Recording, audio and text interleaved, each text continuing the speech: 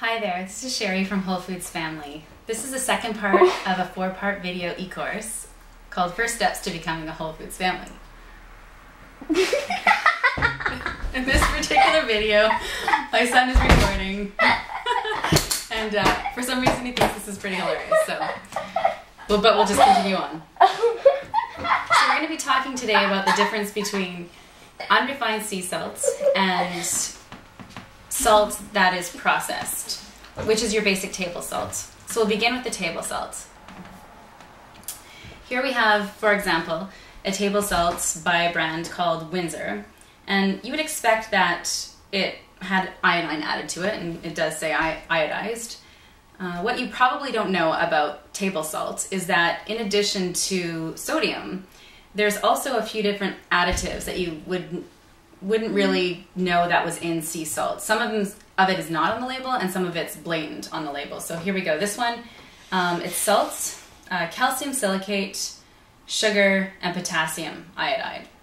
So, you know, the biggest thing that people don't realize is in here is sugar. And as we talked about in the first video, white sugar, and obviously it's white because salt is white. It's not an unrefined sugar. Has the basically the negative side effect of taking minerals out of your body. So it's the same thing as we talked about in the first video about white sugar. If you're eating salt that has the minerals taken out of it the way table salt does, you're going to end up using your own minerals to metabolize this salt. So it puts you in a negative balance for minerals. And a lot of, you know, even mainstream health associations will tell you that salts, you need to limit your salt intake because salt has, you know, it's just plain, everyone knows that salt has negative impacts. But what's not, the distinction that isn't made is the difference between table salt, which is essentially a processed food item, and unrefined salt, which is the way salt came in nature. In nature, salt comes, this is an example here of an unrefined sea salt. It comes with a full balance of natural minerals, trace minerals that are found in the ocean. So the first thing you can tell the difference between table salt and ocean salt straight from the ocean that's not processed is that ocean salt will have a distinct gray, sometimes brown color, and if it's from an ancient seabed, it can be pink, such as the Himalayan salt, and I'll show you that in a minute. Question? Can you tell them that it's not green because it looks green in this picture? Oh, okay. So Isaiah says it looks green in the picture. It's not green, it's more gray. And the other distinction is that salts that's natural and processed will have a pretty wet texture. Some of them are dried, as I'll show you. Some of the other ones will not have this wet texture, but you can still make the distinguish them because the sea salt that comes from the ocean has color in it because there's real minerals in it. It's not, those minerals aren't taken out. And so that's the biggest distinction that you can make. If you go to the health food store and you find a salt that looks just like table salt, says sea salt, you're probably worse off buying that because they haven't added iodine back in. And iodine is really, really important, especially when you're not living on the coast. You need to get iodine from fish, shellfish, seaweed, fish broth, and if you don't have access to that, iodine is actually quite important, and it is contained in our ocean salts as well. So I'm just going to show you, just visually, if you can move the camera down, Isaiah, the difference between sea salt and white salt. So you can see that this one here is the table salt, and it's very white. Can you put a shadow over that? The white salt. This is really hard to see. More of a shadow. There we go. There's our white salt, table salt. We all know what that looks like. And then we have our sea salt, that's gray. And then we have our sea salt from ancient beds in the Himalayas, the Himalayan rock salt, which is a very pinkish color. So I'm just going to share with you a couple of brands that are reliable source of sea salt. So this one I actually got in bulk from my food group, and I'm not sure what brand it was. And We're back. the batteries died in the camera last night, so we had to wait to finish this video. So you can see it's daylight behind me suddenly.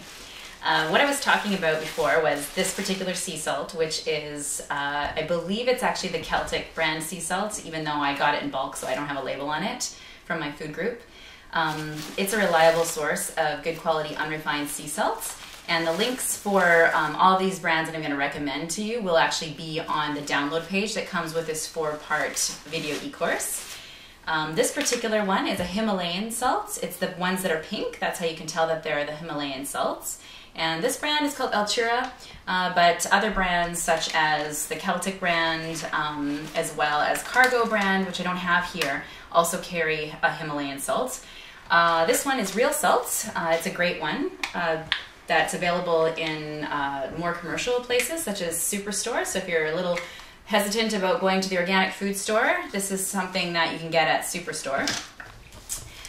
Here we go. This is the Sel Marin de Garande, excuse my French pronunciation.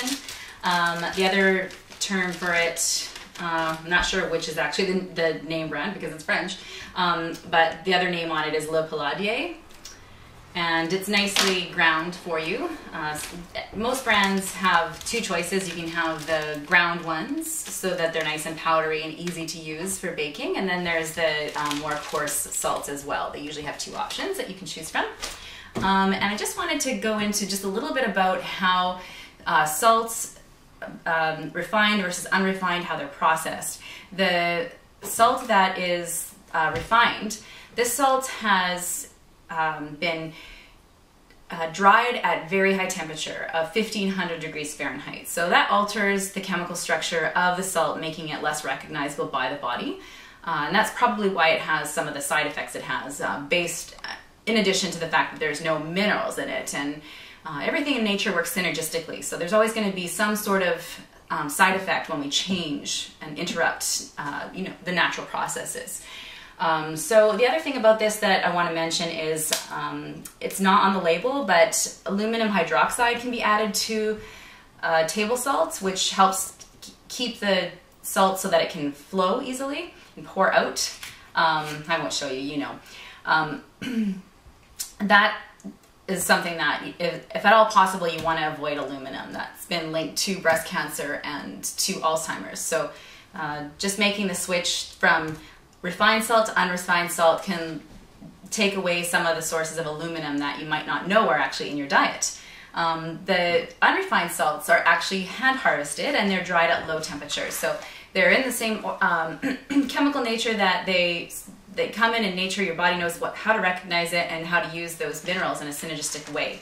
And they don't have side effects, they actually have benefits. So while, for example, table salts tends to increase high blood pressure, unrefined salts will actually help to balance blood pressure. And there's other benefits of eating salt that don't come with the unrefined salt. So if you're eating refined salt and adding that to your diet, you're going to be increasing your digestion, your absorption, you're going to be helping to balance your water. And then it's all the opposite when it comes to your your refined salt. It's going to promote water retention, high blood pressure, things like cellulite, rheumatism, arthritis, gout, things like that. So big difference between the two. Very simple change that you can make in your kitchen. Doesn't change anything that you're already doing in there. So how is that for improving your diet without changing it?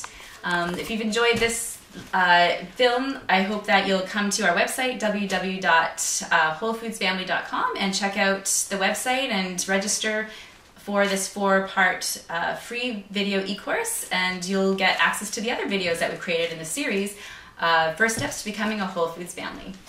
Thank you. Remember to watch the bloopers. Brett.